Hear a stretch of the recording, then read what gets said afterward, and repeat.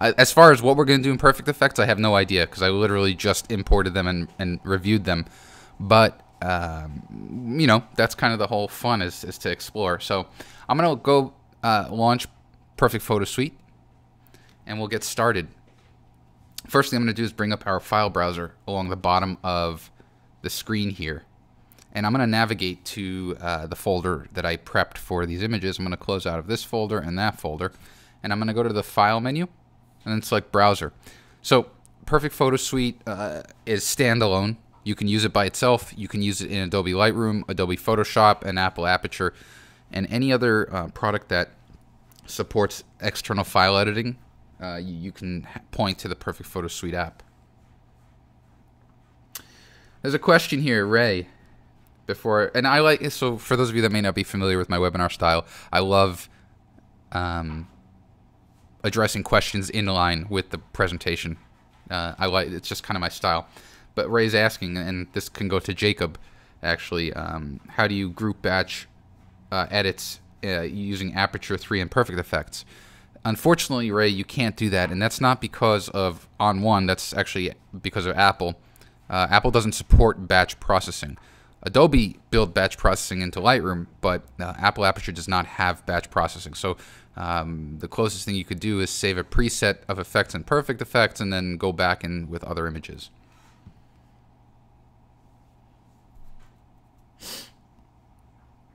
All right, so let's start by going to the folder here. I'm going to locate my file. I think it's under the Fun with Effects. There it is. And you can see that these are the 4 images I want to work on, and these are the other images in the root library. So before we begin, I'm going to start. I forgot that when we start, this is actually, I lied. I said that all the images were from this morning.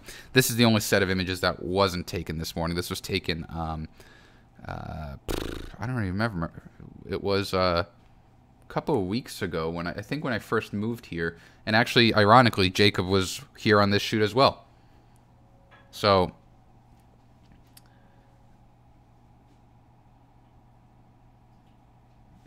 let's actually, as you can see, these are tone mapped images, and or rather these are brackets for tone mapping. And what I want to do is I'm going to tone map them first. So let's quit out of the suite, and I'm going to use Photomatics here. So we'll go to Photomatics Pro. I'm going to go to File, Load Bracketed Photos, and I'm going to browse to that same folder here.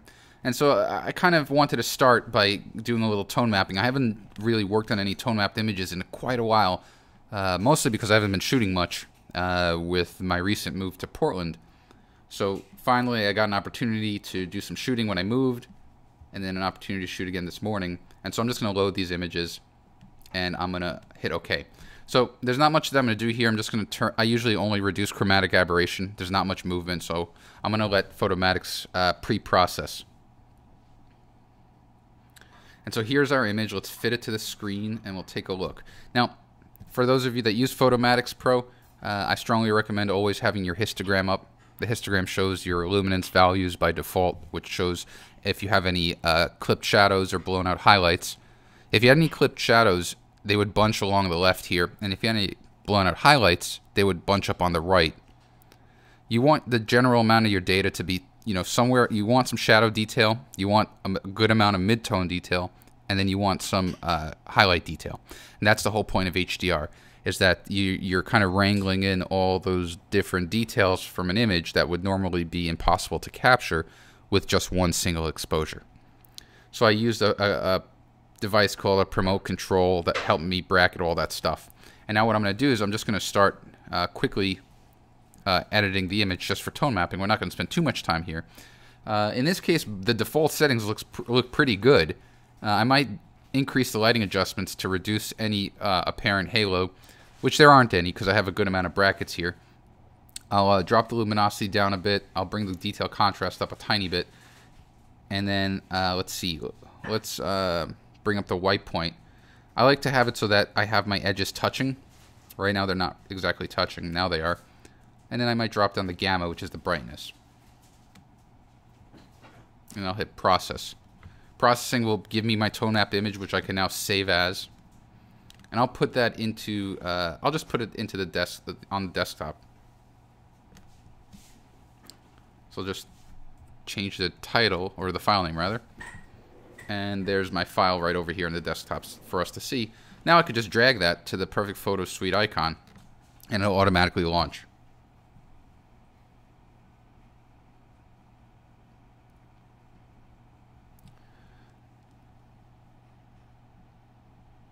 There's a question here by Steve. It's a good question, asking, do I recommend using the Suite standalone or as a plugin? When I do the webinars, I demonstrate it as a standalone. Sometimes I've done it I've demonstrated it in Lightroom, but when I work on my images, it's always Lightroom to Suite. I never use it as standalone. So as long as it works within your workflow, yeah, you're good to go. Actually, for the Aperture users out there, Jacob Lucas, who I referenced earlier in this webinar, he's actually going to be doing 2 webinars with us. One of them is this Thursday. One of them is in a week from this Sunday, I think. It's a Sunday webinar, which I'm really excited about. And Jacob is kind of our Aperture guru. No one really at On One uses Aperture. Jacob has used Aperture his pretty much all of his digital photography career. So he's a really unique person. He also uses our product, so it's very cool. All right, so let's start working on this image here. I'm going to bring it to Perfect Effects because that's kind of the name of the game here. Actually, before we do that, I want to try something out. I'm going to drop back into layers, and I could have taken care of this guy right here probably in Photomatics. But let's hide the image browser. I have a little bit of ghosting here because this branch was kind of moving, and so I'm gonna take my retouch brush. I want to see if it can do anything just by removing this top part. It's not doing a very good job. I'm not really happy with the results, so I'm just gonna leave it as is. And when I work on this image in production, I'm gonna do ghost reduction here. But I will get rid of this guy right there. Actually, I'm going to do a smaller brush just so that, because that is distracting. There. All right, now let's go to Perfect Effects and let's start working on the image. So I typically like to work on my images in sections. And for me, the primary segments here are the sky, the water, and the landscape itself. And so I'll go to the landscape category, and I'm going to start looking for effects that I think would work well here. Like the golden hour enhancer effect usually works really well for this type of shot. And it does a beautiful job here. What I'm going to do, though, is I'm going to get rid of, I want to mask it out of the sky. And to do that easily, I'm just going to use the masking bug. I select it from the tool well, and I click on the image. And then I've got my bug interface, which I can kind of put over the sky. And then I'm going to use the masking brush. Let me bring up my inspector, and I want to just paint it out of the water. So you can see there's the masking bug in effect, and I'm just going to do the same thing just quickly along the water. And so basically what we're doing is we're removing the golden hour effect. I'm kind of controlling exactly where the effect is applied by using a masking brush combined with a masking bug. And, depending on how much time you have and how meticulous you are with details, you want to be pretty fine with your mask. You want to kind of get it to the edge because the water is going to be a significant color temperature difference than the foliage. So let's turn this off. And now we can see if we close this out, if we hide that effect, it does a really nice job of bringing out the warmth, the richness. And you can see also if we zoom in, you can kind of see why masking is important. Let me zoom in a little bit more so you could see this. See right along here, we really want to mask that, so I'm going to continue to just mask it out. Because you want it to be consistent. You want to have a consistent tone in your mask. Like right here, we need it, and I think we're pretty good otherwise. Now what I want to do is I'm going to hit add to commit that, and I'm going to check out this. I want to look at kryptonite over here and see what it does. now I'm trying to affect the sky, and that's actually looking pretty cool overall. I'm not a fan of the blurred vignette over here, so I'm not even going to bother with it. Let's try something else. Something like Cyberpunk, that's under the movie looks category. That does a nice job of cooling off skies. And so I'm going to drop that down significantly. I'm just going to bring it up a tiny bit. Or, you know what? I might not even try that. Let's go to the photo filters. Maybe a cooling effect will be better. Something like the 88 cooling. Ah, perfect. Much, much better. So I'm going to drop that down and bring it up. And this time I'm just going to use the masking brush really quickly. And I'm just going to paint it out of the foliage.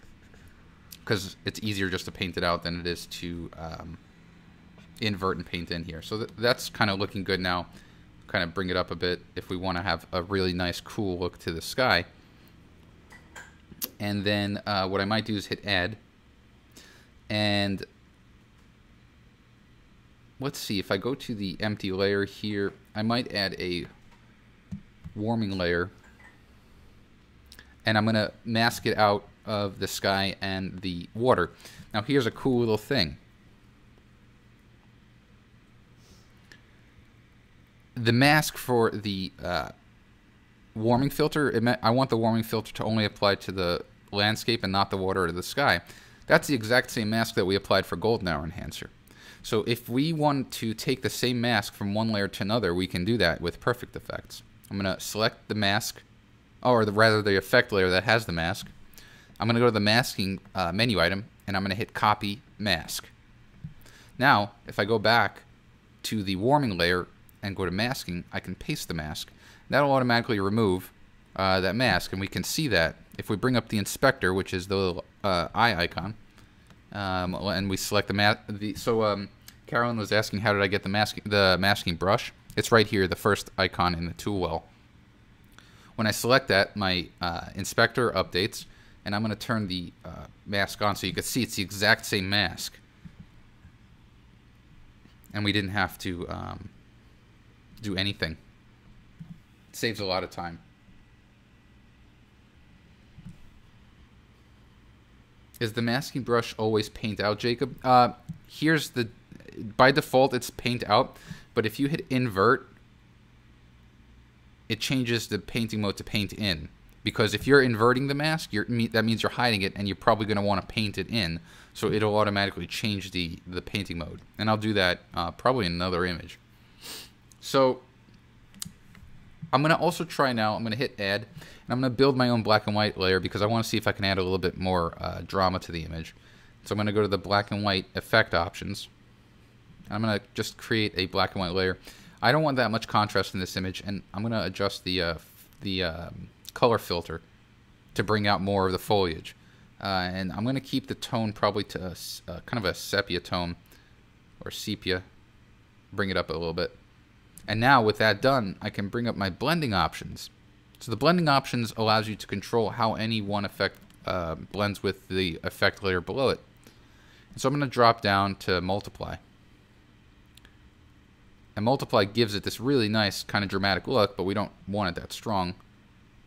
We just kind of want it kind of something like that. So now we're getting a very, very beautiful look here.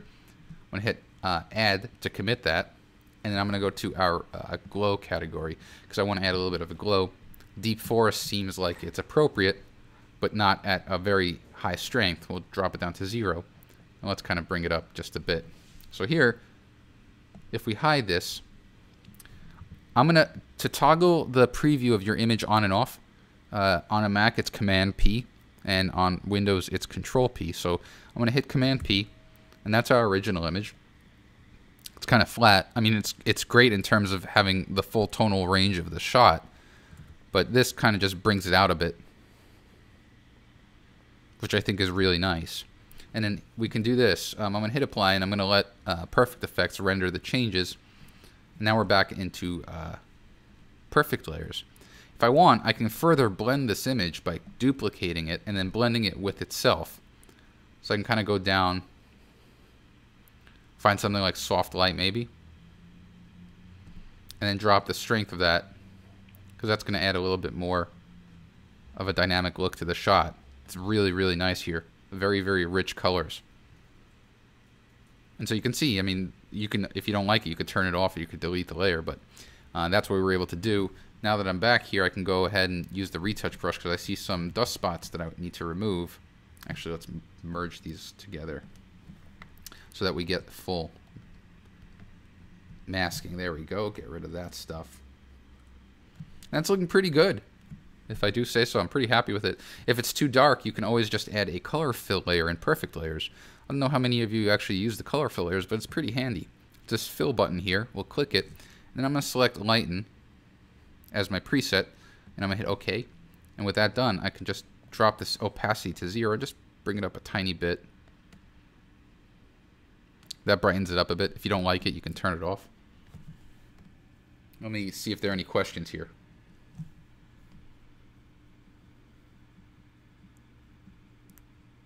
Roger, so Roger, you saw me copy the mask. Afterwards, I went back to that masking option and I hit paste mask, and that pastes it back. Oh, Jim, it's not Command T, rather. For the preview, it's Command P as in Paul, or P as in preview. And Jacob, I don't know if you're seeing this, but it's absolutely gorgeous outside in Seattle right now. That is pretty crazy how beautiful it is outside. And Robin, and there are a few people who asked whether this is being recorded. Can this be reviewed later? Absolutely. I'm recording this webinar, and it'll be made available for you guys to watch on our university page. Don't worry about that at all. Could I drop in another sky, Sparks? Sure. If you wanted to. So what we could do is let's delete this color fill layer here. And I don't know how many of you know this, but we actually give, whoever has the suite, you automatically get a library of a bunch of stock images that both me and my colleague Dan took, and we just kind of donated to the cause. If you go to the File menu and then go to Browse Backgrounds, let's bring up the file browser. You actually have these folders here, and so there's actually a folder here of skies. And so the key, if you're going to drop another sky, is you're going to want to find a sky that has the right tonality of the image, something that's slightly darker, and something that adds, because I mean, this is a cool sky. You've got, this was around golden hour. I remember the sun was starting to set. You can see the peachiness here. So you're going to want to find a shot, maybe kind of something like that. You double click it and you can hit add, which will create a layer for that image. Now this is a really, really messy image. There's tons of noise here, but we can just play around with it. What I'm going to do is I'm going to bring the original image on top, and we can go to perfect mask. And we can try to do a mask here.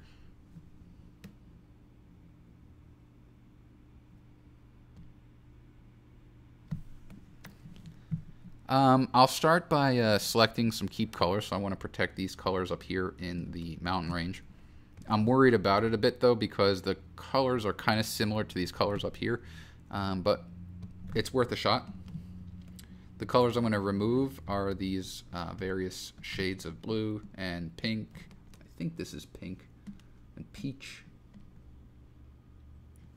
I see sunset, so I assume we've got like yellowy, pinky stuff. And then I'm going to go to my drop brush, and then I'm just going to swipe across.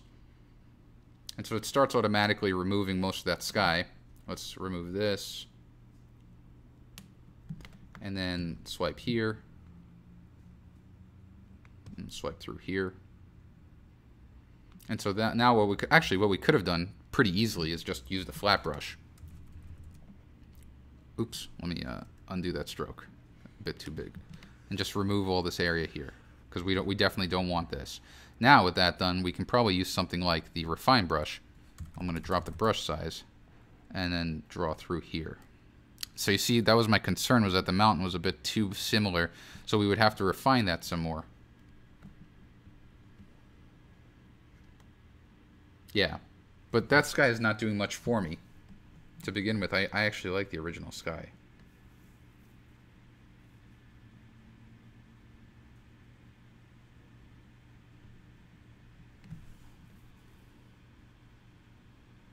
Could I go over the color fill again? Yeah, Joni. Let me cancel out here. So, just to kind of cover my bases, let's say you're not happy with these results, or at least you want to refine this over here. What you would do is you'd bring the flat brush back up, and you'd bring the inspector up. Now, with the inspector up, you'll want your painting mode to be paint in, and we're going to restore the horizon over here. And with the horizon restored, just like right here, we can start refining colors. So it's not impossible.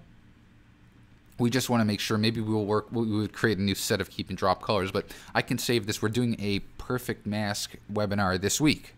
So we'll be spending more time there. But because this is more for effects, I want to do that. Though, was it Joni? Joni just asked if we can go over the color fill again. Yeah, so let's delete this sky layer. We don't need that. Let's say you want to do something here, like you want to brighten the image. There's a fill button in perfect layers that will bring up basically the ability to fill a layer with a color. And so we have presets here that you can get live previews. Let's move this, and you can see the preview. So let's say you want to actually, oh, that'd be kind of cool, a little yellow color fill layer. And so what I'm going to do is I'm going to hit OK, and then you can control that blending just a tiny bit of yellow if you want, or we can delete that and change it and add an orange, which might be a little bit more suitable for the color palette in this shot.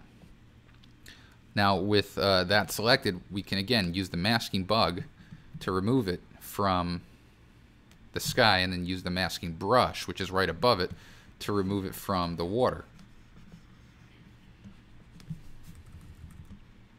So the color, all you're doing with the color fill layer is you're using a color blending mode to blend a certain color with your image.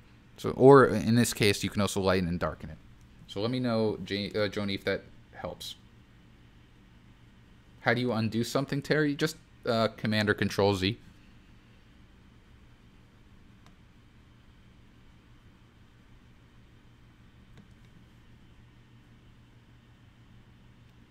Okay, let's move on to another image. So I'm going to let me bring up that folder again. I wonder if I closed it. I did. All right. We'll go to On One, Webinars, Fun, and then let me see what image 2 was. Okay, good. So image 2, I kind of did this on purpose because with that first example of the landscape, we use tone mapping for high dynamic range. And what tone mapping does is you're going on a pixel by pixel layer, or rather a pixel by pixel level across every image, and you're finding the best data across each image. So I fed it 9 exposures originally, which you can see right here. We can just scroll through them. That was 1, 2, 3, 4, 5, 6, 7, 8, 9. So across all 9 of those images, what tone mapping does is it goes through pixel by pixel of each image, and it tries to give you the best blend across all 9 images. That's a lot of times people say, oh, are you doing you're doing HDR, and usually I'll say, well, yeah, but I'm actually tone mapping. Another way of doing HDR is by exposure blending. And so let's take these 2 images to Perfect Photo Suite, and I'll show you what I mean by that. So I took this series of images last week, I think, with my good buddy Jeffrey Yen. He kind of dragged me out. None of my stuff had arrived yet from the moving company. So we went shooting along the Willamette River. And you can see that we've got these. So let me hide the image browser so we can see it's a little bit larger. This first image is exposing kind of for the highlights. And then I took another one, much longer exposure, and that's exposing for the shadows. And so what I want to do is I want to blend them together. And so I really like this image, the original image here, and by taking the masking brush and bringing the opacity down, we can actually, this is technically also high dynamic range, because what we're doing is we're increasing the dynamic range of the scene using multiple exposures. And what we're doing is we're blending exposures together. We're not actually analyzing tone. And you can see actually that as I mask out over here, you want to be careful. So I'm just going to mask through. Really the only parts that I want to get, and if I just to compare, I want to bring some of the base of the bridge. Actually, I'm going to reset the mask over because I want to bring the opacity down even more. 50% is a bit too abrasive. And again, this is an image. I haven't even seen this image until just before the webinar. And I've got a weird glare, so I'm going to... There we go. I couldn't see my screen. And so what I'm doing is I'm bringing in the detail of the highway. And a lot of times you can just drop the opacity of the layer itself just to see what you're masking. And so I'm going to mask under here to bring in that detail. The rest of the image I'm really happy with. Now if you paint in the sky, just hit X. So you see what X is doing?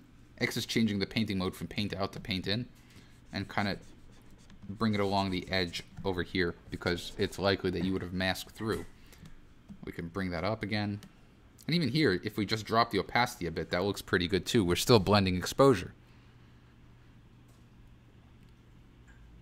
And let me just make sure I get this top part here. And we're getting some more detail here. So if I bring up the mask, you can see what we're going to do. Let's bring the brush opacity up. I want to make sure I'm paint in. And let's just kind of get as much of the detail under the overpass.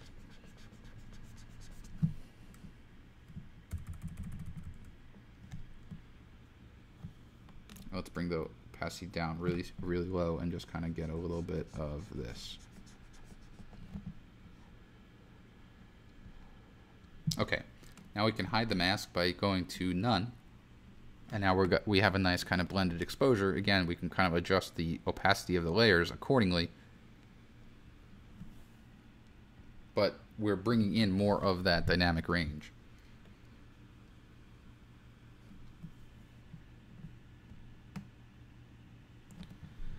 Dennis is asking, are all the standalone menu selections available if the suite is used as a plugin? Yes, they are, Dennis. The only thing that wouldn't be available is if you're trying to access the suite from Photoshop. You wouldn't be able to get to perfect layers because you're using Photoshop as your layered workflow host, not perfect layers. But you would have access to everything else. Gordon's asking, if you paint in at 100% opacity, so let's say I took my masking brush here and I painted in, at 100% opacity, which essentially removes the active layer and reveals any underlying layers. Can I then go back and adjust the opacity after that? So I draw here at 100, and then I want to take that same stroke and bring it down to 50. The answer to that is no, Gordon. I know Lightroom does that. Lightroom allows you to adjust the strength of a brush, the adjustment brush, on the fly. But with us, what you'll want to do is, that's why I always recommend bringing the opacity of the brush down and then doing a cumulative stroke on the area so that you can kind of fine-tune what you want to mask in and what you want to mask out. Stan's wondering if I always use 9 brackets to tone map. So that first shot I use 9 brackets, or do I sometimes pare them down? Absolutely, Stan. No, I usually take 9 exposures, but depending on the scene and how much data I have in the brackets, sometimes I'll use 8 or 7. Sometimes you only need 4 or 5. It really depends. The more you shoot HDR, the more you become adept at determining whether you can kind of toss them, because you don't necessarily need to use all 9. It just sometimes will add noise to the image if you do. But then again, if you the opposite is you want to make sure that you have the correct exposure. Some shots take 10, 12 brackets because it's such a huge shift in dynamic range. Like this morning when Jacob and Nicole and I were shooting into the sun, that's as big of a dynamic range as you can get. And we're actually, I think the next image will be from this morning. But before we do that, let's actually go here, and I'm gonna start working on the image. We'll go to perfect effects. There's not much I'm gonna do here because it's a pretty dark image. What I can do is I could go to the I think it's the dark room, and is it the dark room or is it, no, it's a color and tone rather. I want to brighten the image up, and so there's a I'm going to try the lighter shadows, which brings out some of the shadow detail. That does a really nice job. I'm going to drop it down a bit. And I'm going to add that. The next thing I'm going to do is, if we go back to the landscape, I think I want to cool it off a bit. Oh, no, it wasn't landscape, rather. It was photo filters. Let's see what cooling the image does. That does a nice job because it was a bit too... the white balance is way off, and I didn't customize the white balance beforehand. And so you can see what I'm doing now is I'm not really changing the overall look of the image because it's looking pretty cool. I might go to the movie looks and start to see here if there's something like maybe cyberpunk might be cool over here. Yeah, at a low opacity, this might be pretty cool. Yeah, that's looking good. And then probably one of my favorite things to do with night scenes is to apply an effect called urban sickness. I do this a lot because it adds a kind of a really funky post-apocalyptic look. Kind of a Batman-esque look. So we drop that down a bit. And if we hide the effect bar, we can see here the original. And then, again, I'm doing Command P as in Paul or Control P to go back and forth. So it's looking pretty cool. I mean, it's a pretty funky shot. Whether or not I would actually move forward with this in production, I don't know. I might try a different... Urban Sickness might not be doing it for me. Let's see what Punch Drunk will do. Oh, it's playing around with the highlights in the background. Yeah, I don't know if I want Punch Drunk either. It's kind of hard because of how dark the image is. You really don't have a lot of wiggle room here. Fashion Passion might be cool. I can't even tell what that did. So kind of this is... Oh, that's horrible. A lot of this is just kind of playing around. I do this a lot. I'll just kind of go through effects, and I'll drop the effect strength to 0. Blue Dawn, which is Blue Dawn Leonidas. This is one of my most used effects back in the Photo Tools days. So that's looking kind of cool. And you can hit apply. Actually, you know what I totally forgot to do? Let me go back into effects. I wanted to add some texture. And the texture is under the detail category right over here. We can hit texture booster. And I'm only going to apply that just to the bridge itself. So Jacob asked earlier, you know, what's the default? So if I go to the inspector and I go to my masking brush, watch, here it says paint out. If I hit invert, it automatically changes it to paint in. It hides the mask, and now I can kind of paint in that texture booster only where I need it, which is kind of like on anything that has texture. So along the horizon here, I don't want it in the sky. I don't want it in the water. Actually, around the light would be good. It'll sharpen the lights out. And maybe if I drop the brush opacity a bit, just along the water here to bring out the texture in the reflection. So we can kind of see the difference that the texture booster makes.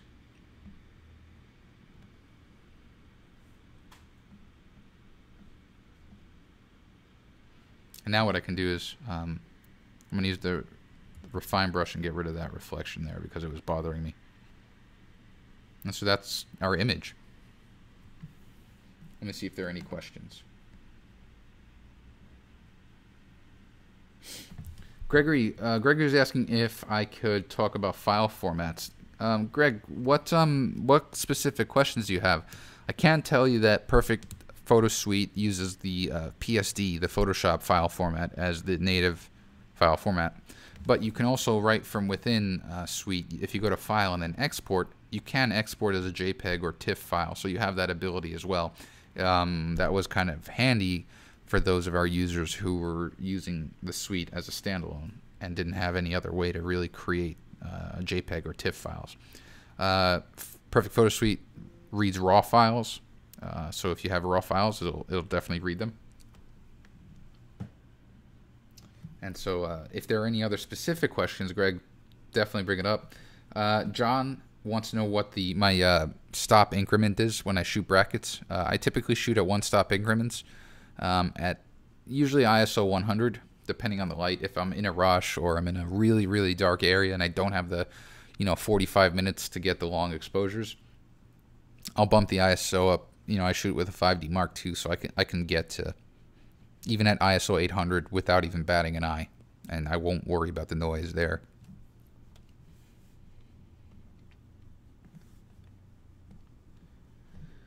So Richard's asking, as you add effects, does it also add noise to the image? It depends, Richard. It depends on the effect, and it depends on the image quality of the original image. If it's a really compressed image, like I don't know if you guys noticed, I added that cyberpunk effect to the landscape shot, and it added a ton of noise. Or maybe that was the clouds. I thought the cyberpunk added some noise, so it really depends. But no, it wouldn't. I don't see it really adding inherently a lot of noise.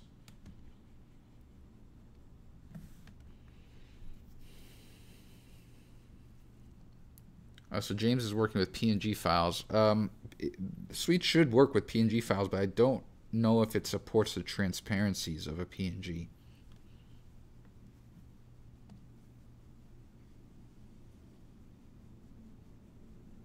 Oh yeah, William, I can totally do before and afters. Like when I'll do that on this next image. Let's go ahead. Let's work on that next image here. I'm gonna get out of here and let's go to image 3. Let me just see what this is. Ah, yes, this is this morning. So this was a sunrise shot. What was it? I can never remember. What was the name of the... Jacob, what was the name of that beach? It was like Alakai or something like that. And so you can see my brackets here. And like I said, shooting into the sun, if we go to the top here, that's your exposure for the sun. Sun's not blown out. You can see that detail right there. Only problem is you can't see any other detail. And then if you want detail for the foreground, which is the dock, which we have nice detail, well, it looks like a nuclear holocaust in the background. And that's just the name of the game. Your camera can only capture X amount of dynamic range. And when tone mapping came around, originally it was abused, and it still gets abused, but more and more photographers are starting to get the hang of it and putting out some pretty amazing results. Your typical argument against HDR is that it looks surreal and just really, really wacky. And yes, when it's not done properly, or if that's kind of what you're going for. But there's actually a way here. You can see that the clouds are moving a bit. So I'm going to go ahead and bring out of the preview. I'm again going to select these images. Let me make sure Photomax is up. I'm going to launch them in here. I'm going to merge them. And we'll hit OK. And I'm actually going to turn on the remove ghost automatically because it's going to do a really nice job of fixing the clouds. Alki Beach. Oh, it's further over. What do I mean by abused sparks? People, with HDR, a lot of times photographers will shoot a scene, will bracket a scene and tone map it when there actually is absolutely no reason to do it. There's not a lot of dynamic range in the scene, but and I'd be the first to admit guilt in that. When I started with HDR, I tone mapped everything, even when there was no need for it. If you're shooting in just bright sun, like midday, and there's no shadow, you don't have a lot of dynamic range. You can get a good amount of detail in one exposure. If you're shooting like this shot right here, let's fit this to screen. I mean, no question, you need to tone map. And look, you're getting this is very close to what we saw here. You can see on the histogram, and if you just to bring up the histogram in Photomatics, just go to View and then show the 8-bit histogram. That's what I'm using. But we can refine this some more. Let's bring up the luminosity. Let's drop down that detail contrast. We don't really need a lot of it. And then let's go down to the gamma, which is the brightness. Let's brighten it up a bit. The black point, let's see. We don't really need that black point very high. White point we can drop down a bit too. And light smoothing. This is the culprit right here. So for those that usually put out a really poor image, it's one of two reasons. Or I shouldn't blanket statement it, but with Photomatics, you get that look either because you brought your lighting adjustment all the way to the left, and so you can see how in my opinion, this image is ruined, or even worse, you turn on this box called lighting effects mode, and you go to surreal. And that's just awful. There's no reason for that. I mean, I'm typically pretty open-minded with photography and with art, and I don't see anything here. So in my opinion, you don't need this option on. Just turn it off, and you usually hover within. I'll never go past -2, and I'll never really go above like +1. It really depends on the scene. So I'm just going for a nice even exposure. Let's bring the gamma up a bit more. There we go. All right, so with what we have now is a beautiful exposure. I'm not gonna. I know already that the horizon is tilted. I'm not gonna bother with that because I think I was keystoning off of these vertical lines. But I can fix this in post. I'm not gonna do it right now. But just to I like to zoom in a bit. Things like boats. This is nice and sharp. It's really important that this stuff is sharp because across 9 brackets, things can be moving. With that done, let's go to Process, and then Save As. And again, we'll save this to the desktop just to start working on it in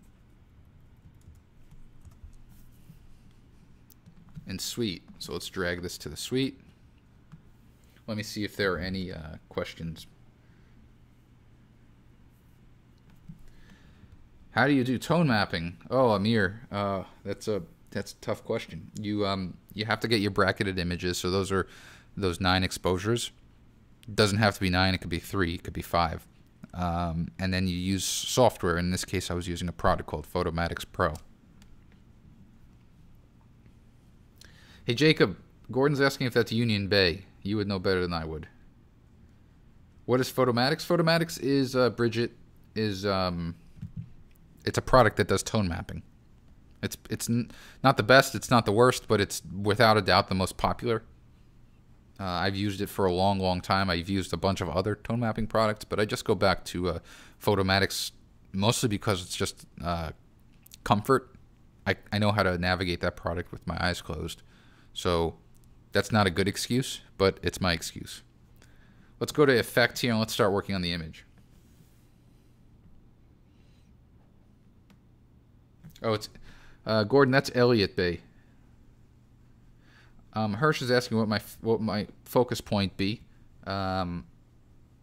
You definitely got it. You know where I'm going with this. This is gonna be a focal point shot. I'm just not done with it yet. First thing I want to do is I want to stylize it. And so here's what we're going to do. There's kind of a clear gradation from cool to warm, and I want to exploit that, and I can do that. If I go to the effect options, and I go to the, I think it's the photo filter.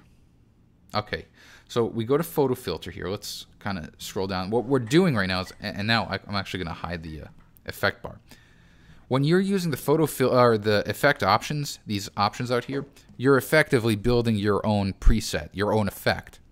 What I want to do is I'm going to change the filter type from solid to bicolor. And this allows me to select 2 different colors. I'm going to start blue, and then I'm going to go with more of an orange.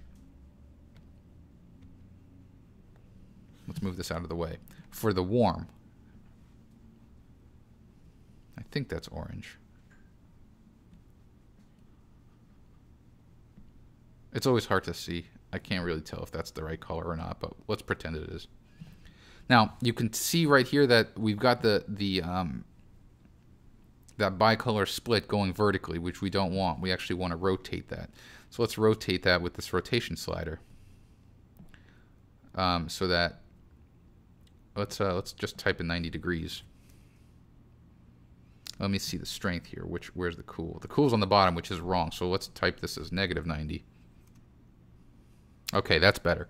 So you see what we're doing is we're kind of we have almost kind of like a 2-tone neutral density or soft grad filter, where we're cooling on the top and warming on the bottom. Only problem is that our split is in the middle here, which I don't want. I actually want it a little bit further down. And we can do that by using the vertical position slider. So as I increase the vertical position, it's drawing it down. And so I'm just kind of getting it right. I want it to cover around the sun. Now, the strength of color 1, which is the blue, I can make that really blue, or I can make it very faintly blue, but I'm able to kind of adjust that strength. I can do the same thing with the warmth, really warm that up, and I can adjust that on the fly. If that's too, orangey, I can make it yellower. And this is kind of the pitfall of being colorblind, is not really knowing exactly what the color is. It looks kind of okay to me. Let's pretend it looks really good. We can also increase the transition if you want it to be more of a feather. And with that done, let's go ahead and add that. We're going to commit that. You can see the difference. Again, Command P, Control P, just adds it to be a lot more colorful.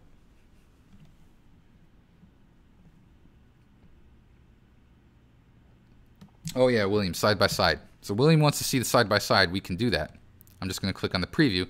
Now we can, especially with vertical images, this works really well because it fits into the active working area. So on what we're going to always see here on the left is our original image, and this is what's going to be as we add effects. Let's go ahead and add a glow. In fact, let's build our own glow. I'll go to the effect options and go to the glow. You can choose your glow. You can have it as a Gaussian, a radial, or a surface. I'm going to go with the Gaussian. I'm going to bring the strength up. I'm going to bring the halo up. Actually, I'm going to bring it down. I don't want much halo. The halo, as you increase that, it increases the overall characteristic of the blur. You don't want too much of it because you're going to start losing detail. But here's the key. You don't just apply the blur like this. The Gaussian blurs are best when used when you blend them together. So with the glow built, I'm going to go ahead to my blending options. Let's change it to multiply. So now we got that really nice rich glow. And we just need we don't need a lot of it. We'll hit apply. So you can see here the difference, the before and the after. It's just a significant improvement in my opinion. The last thing I'm going to do, or maybe not the last thing, but I'm going to go back to the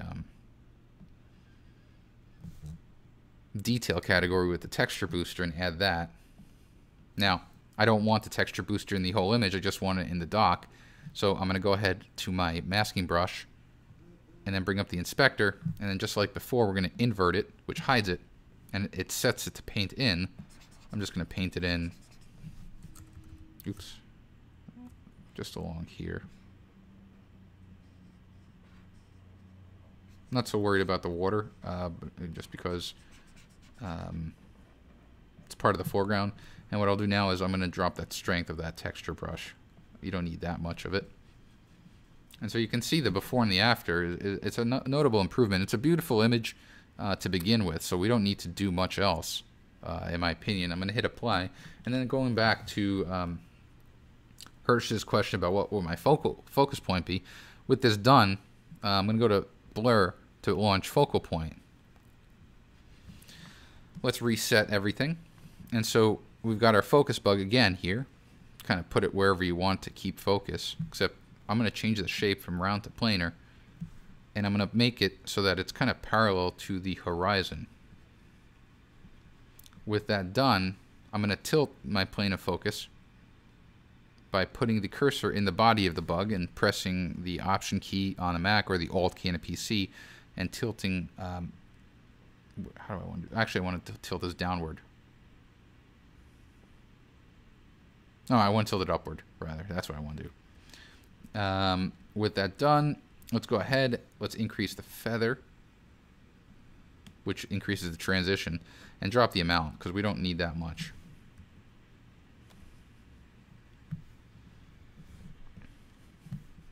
I'm just playing around right now, but I'm going to drop that amount here. I'm going to use my focus brush and paint focus in the foreground, because I want that dock to be in focus. That's kind of my focal point here.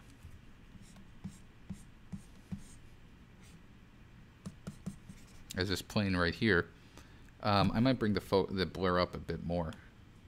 Now let's bring up the show mask to see. Let's just kind of get all this as black. So what I did was I hit the show. Let me bring it up here. Under the focus brush panel, there's a button that says show mask. And it actually shows you anything in black is in focus and anything in white is out of focus. The transition, that gray, that's what's transitioning from in focus to out of focus. And you control that with the feather slider on the top. So if there's a preview button here. It's a pretty subtle difference. We can kind of make it more by dropping the brightness and boosting the contrast.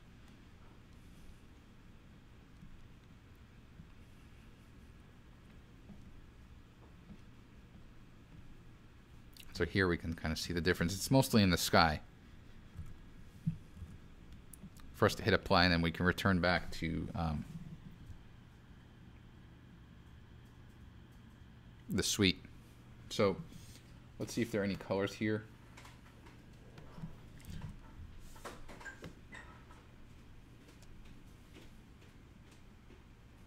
How did I do the side by side, Hirsch? See this button here right above the inspector? That's your side by side. So you can toggle between them. Actually, we have we have a top and bottom as well.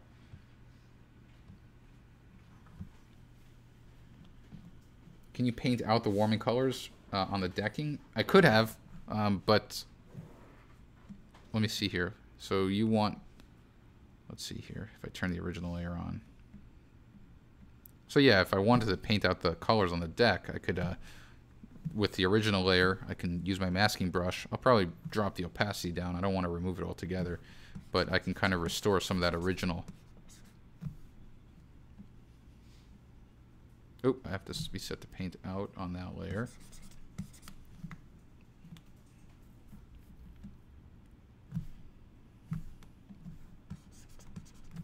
Get the opacity up. Why is my masking brush not working?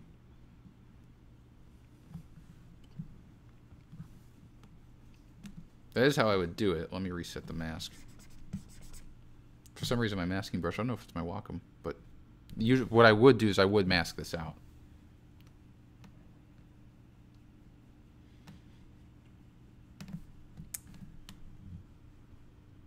Yeah, Glenn's asking, would the color swap key do the same as the negative 90? Yep, absolutely. Well, no, Glenn, because the color swap is just going to swap the position of the color 1 and the color 2. The negative 90 was adjusting the actual orientation of that. Instead of being, originally it was at 0, and negative 90 made it horizontal instead of vertical. No, I'm not on the wrong layer. I was on this layer right here, masking into this layer, so I don't know what's going on. Do I flatten before saving? No, typically I don't. On a webinar I might. But so yeah, we could try that actually. Let's see if we flatten, merge these two layers together. And then we have that and that. So let's see if we paint out. Now that's working. Oh, wait a second. We have the I have the overlay mask on. There. So now we're kind of able to restore some of the original. So I wonder, I'm going to have to bring that up. Maybe it has something to do with masking from a middle layer. That's actually a good call. Can I show this in black and white? Yeah, Charles, actually I can do this right from within perfect layers with that. Let's merge these two down. And then if I go to the fill button, there's actually a black and white preset at the bottom. So there's the black, at least this is one type of black and white. We can, if you want to restore some of that color just a tiny bit to get a very cool, kind of like a tea-stained faded look, just drop the opacity of the black and white. And then you can always, if you want to get really dramatic, you can change the blending mode to multiply.